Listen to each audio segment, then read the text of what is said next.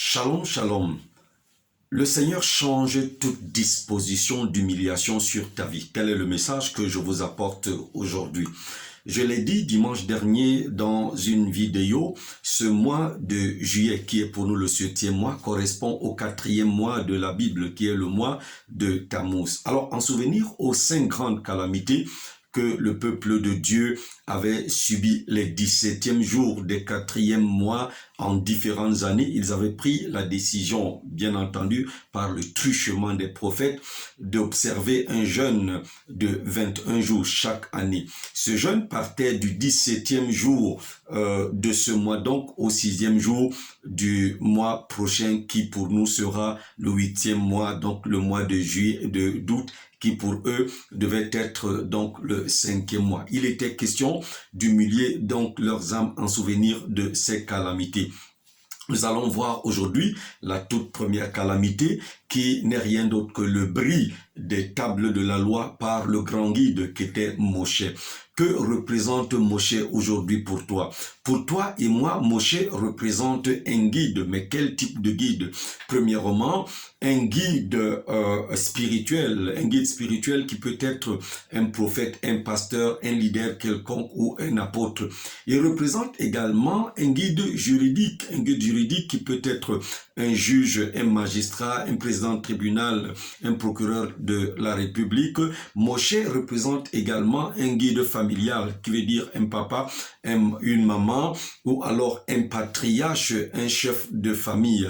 Moshe représente aussi un guide social, ça peut être une icône, une star, je sais pas moi quoi. Il représente également un guide sur le plan professionnel, ça veut dire un directeur général, un chef d'entreprise, un responsable dans le cadre de vos services. Moshe représente également un guide académique, ça peut être un directeur de mémoire, un enseignant ou simplement un encadreur de thèse. Mais il représente aussi un guide sur le plan politique, ça veut dire un roi, un président, ça veut dire une autorité administrative, une autorité politique, ça peut être aussi un député comme ça peut être un sénateur. Alors, que représentent les deux tables de la loi? Les deux tables de la loi étaient les tables de l'alliance, ça veut dire les tables de contrat sur lesquelles reposait tout ce qui était comme, on va dire, des garanties sur le plan d'un avenir glorieux et un avenir prometteur, sur le plan de la délivrance, sur le plan de la distinction ou de l'élévation. Lorsqu'on a lu dans le livre de Deutéronome, le chapitre 4 du verset 6 au verset 8, on va bien entendu trouver cela.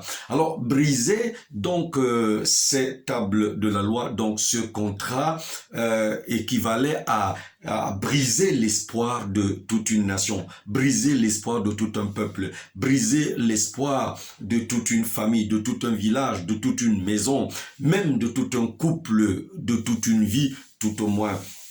Selon les livres de Deutéronome, le chapitre 6 du verset 24 au verset 25, Deutéronome chapitre 26 aussi, verset 17 au verset 19 comme Deutéronome chapitre 28, le premier verset, ces tables de la loi, comme je l'ai dit, qui étaient donc le signe du contrat, comportaient les secrets, les garanties de la prospérité, les garanties et les secrets du succès, des victoires, de la supériorité, de la domination, que dis-je, du bonheur tout entier. Alors, en les brisant, le guide, le grand guide croyait donc et croit en cela avoir détruit toute ta vie. Seulement, je viens avec une bonne nouvelle, une grande nouvelle de la part du Seigneur.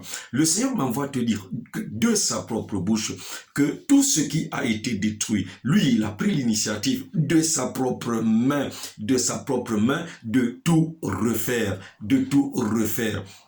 Alors, il t'annonce donc depuis le livre de Zacharie, le chapitre 8, les versets 17, 18, 19 et même au-delà des versets 19, il t'annonce que Ta vie désormais ne tient plus à l'erreur d'un quelconque guide. Ta vie ne tient plus à l'erreur d'un quelconque guide. Ta vie désormais ne tient plus à la colère d'un quelconque guide. Ta vie désormais ne tient plus à la décision ou à l'appréciation d'un quelconque guide. Tout ce dont tu as besoin de faire, oh quelle merveilleuse nouvelle, c'est de connaître Jésus, c'est de t'attacher à Jésus, c'est d'avoir une bonne relation avec le Seigneur Jésus-Christ. Dans le livre de Zacharie, donc au chapitre 8, à la fin du verset 19, il te conseille d'aimer la vérité et la paix. Et la vérité, c'est Jésus. Il a dit, c'est moi, Jésus, qui suis le chemin, qui suis la vérité et qui suis la vie. Nul ne peut aller, nul ne peut atteindre le Père qu'en passant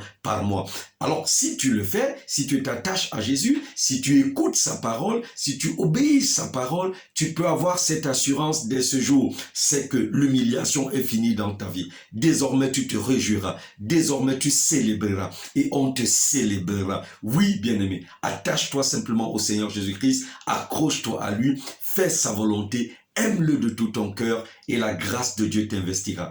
Je suis votre serviteur, le révérend docteur Alain Ruben Gouet. Je vous apporterai de jour en jour des messages de réconfort et des messages pour vous rediriger dans la nouvelle vie, surtout vous donner de l'espoir. Que le Seigneur vous bénisse à jamais.